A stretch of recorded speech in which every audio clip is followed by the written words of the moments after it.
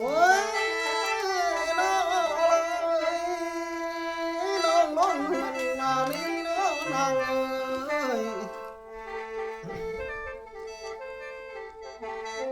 ถ้าแม่นไม่คำลงน้องก็เอิ้นสังตักแล้วบ่นางเอ้ย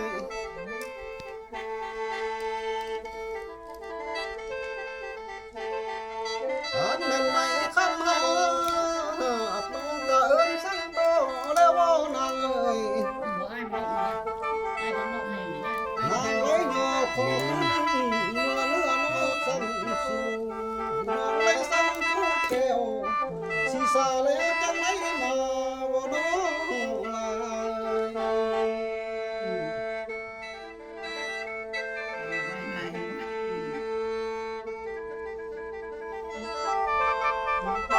โอ้ยน้องลายน้องก็สั่งดึงเพลงลาแล้วบ่สิลำเพลงคนลุกล้อแล้วบ่นางเอ้ยสั่งตึงโกน้อยน้อยสิเขียมข้างอยู่บ่วางเศร้าคำนางแล้วบ่ลาย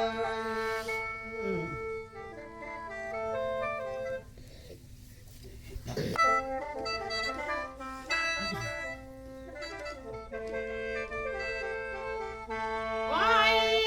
น้องไอ้เอ้ยไอ้ก็ทำเขาน้องไอ้เอ้ยน้องลงเงินมานี่ที่มีซ้อนน้องก็ไหลเราได้ยายเอ้ยน้องก็ทำเขาน้องไอ้ก็ทำเขาน้องน้องลงเงินมานี่ที่บางแล้วน้องจิ้มมาในเนื้อไอ้เนื้อน้องก็ตาหล่นจนจิตต้นคอยจิ้มไม่มาในเนื้อไอ้เนื้ออันว่าลูกเล็กเก่าน้องขอบแล้วจึงไม่มาแล้วไอ้ เจ็ดสิบไปด้วย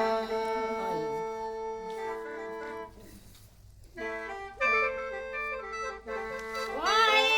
น้องอายเอ้ยน้องอยักข้ามเข้าอายเด้อน้องขอบใจถ้ามีเมียหรือว่าไปได้เอ้ย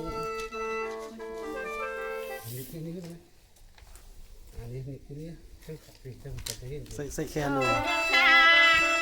เก่าอายสมัยพ่อแม่ทุกคนบ่วายบ่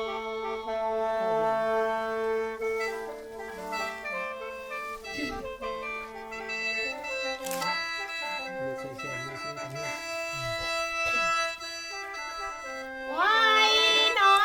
งอายเอ้ยน้องยังไม่มาสร้างอยู่เด้อายเอ้ยเงินใส่น้ำไงนี่เด้น้องยังเมื่อเอ้ยอยู่โซนก็นำเจ้าคนงามเมืองเด้อายเด้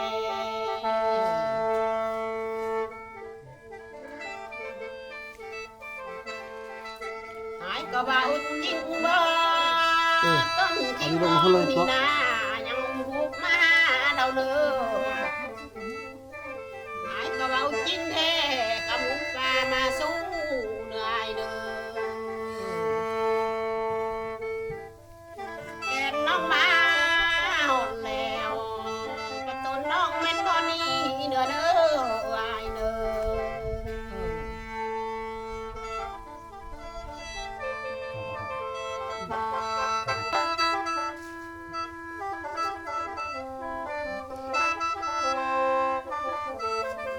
โอ้ยน้องลายน้องน้องเงินมานี่น้องนางเอ้ยสิมีสอนน้องกะไหลหันบ่น้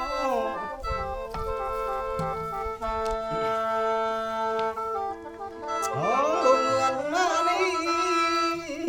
สิมีใส่นางกะปอยหันบ่นางเอ้ยท่านแม่นพอน้อยน้อยสิเคียงข้างต้องหางลาเศร้าคำนางบ้าบ่ลา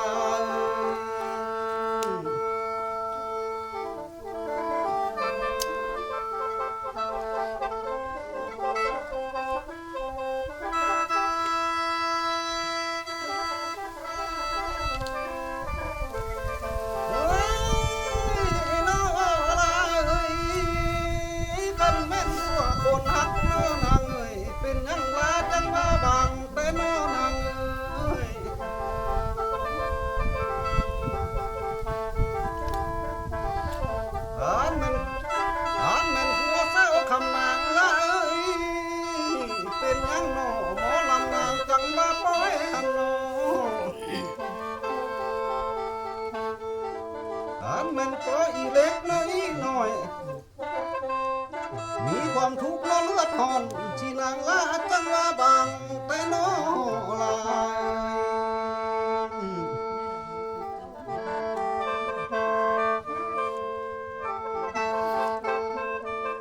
เฮ้ยน้อลายถือว่าเป็นนำน้องน้อนางเอ้ย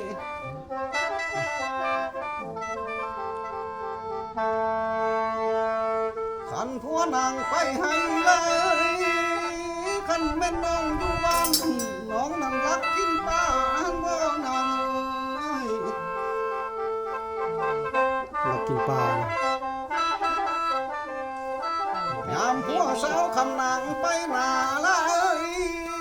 สาวคำนางอยู่เรือนเลยสาวคำนางเจ้าบัดรักกินเอาไว้บ่นางเอ้ยเห็นนางอันนี้เจ้าหันมักลมผู้เบาหน่อยก็ผัวลาจังมาบางหันบ่ลาโอ้มักลมผู้เบาน้อยเด้อนี่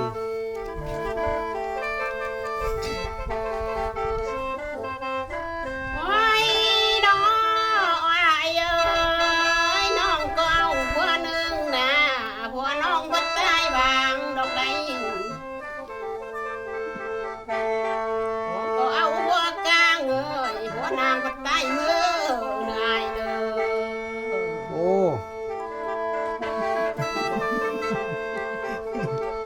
น้องก็เอาสัมทายเป็นผัวน้องมันนี่บางแล้วได้ยายเอ้ย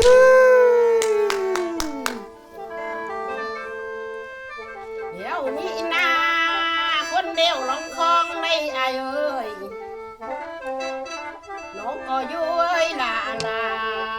ครูสอนก็ว่ามีแล้ววายแล้ว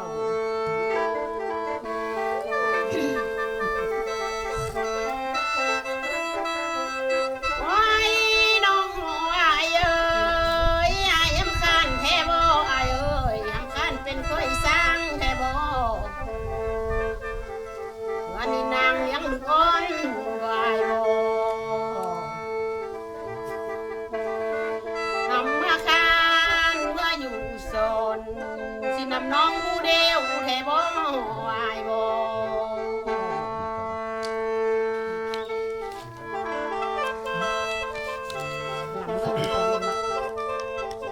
โอ้ยน้อลายจังแม่นคือแต่แล้วนางเอ้ยสิคือความกับนางว่าหันแล้ว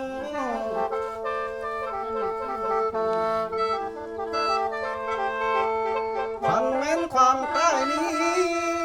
สิแค้นขอจูวัดยังเด้อเนอคันแม่นตื่นหูเศร้าเห็นหน้าจังมาหยังหันเลยลาสร้างว่าแท้เนาะบ่คำเมยบ่ไรเนาะ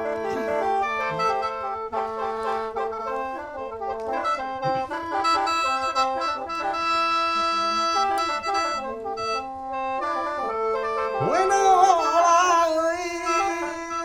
คันแม่นผัวคนหนึ่งน้อนางเอ้ยสิต้นเพื่อนก็ตายบางหันน้อนางเอ้ย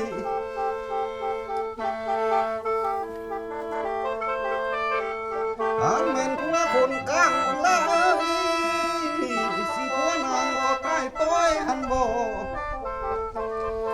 ผัวผู้ลาน้อยญาติน้อยสิต้นเพื่อนก็มีบางเศร้าคำนางลาบ่ลา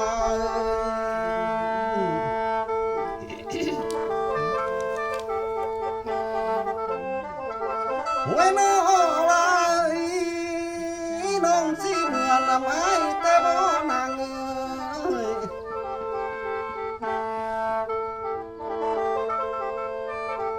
ขันน้องเมื่อละไม้ได้ขันแม่นเมียคนร่วงอายหน้า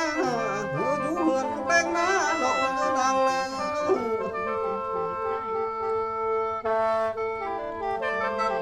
ของผู้เป็นเมียลาอยู่บ้านสิเกลือไก่ตาผางไอ้เนื้อนางเนื้อขันเลยสาวคำนางหมอ ลำสายสิก็ขอหอมแก้มเจ้าเลยลา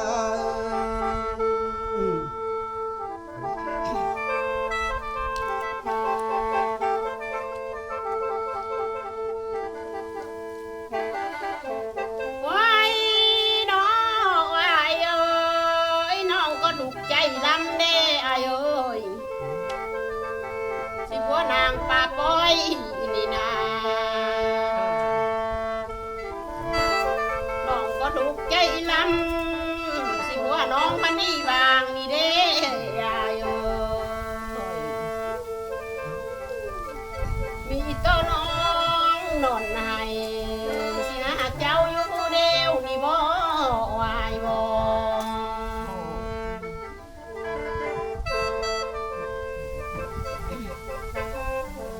หายมาอยู่น้ำน้องกินข้าวบ่ยันจาเลยบ่หายมาอยู่น้ำน้องกินปลาบ่ยันกังบ่วายบ่หายไปสร้างน้ำนองที่ทำลูกกับเมียคนเนื้อายเนื้อ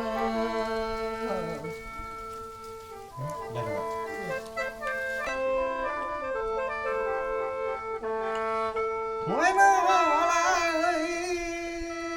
ขันน้องมาอยู่นำไอ้นางเอ้ยสิกินข้าวบ่ย้ำกาลอกเนื้อละเนื้อ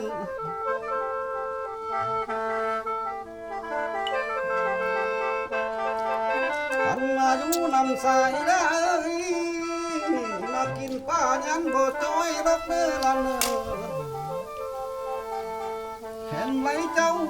มาอยู่นำแม่น้องอีน้อยสิของค่อยก็ยังไข่ไรเนื้อลาเนื้อ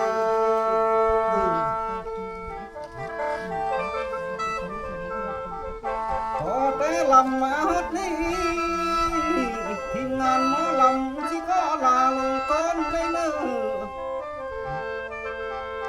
เอาไปก่อนเพื่อนหาเอามาพ่อพบกันไรเนื้อพี่น้องนะ จบไปเสียงคำรำจากบัวไลและอ่อนคำหมอแคนกองแก้วบ๊ายบายหมอแคนบ๊ายบายเด้อหมอแคนนะแต่งตัวโลกขนาดมื้อนี้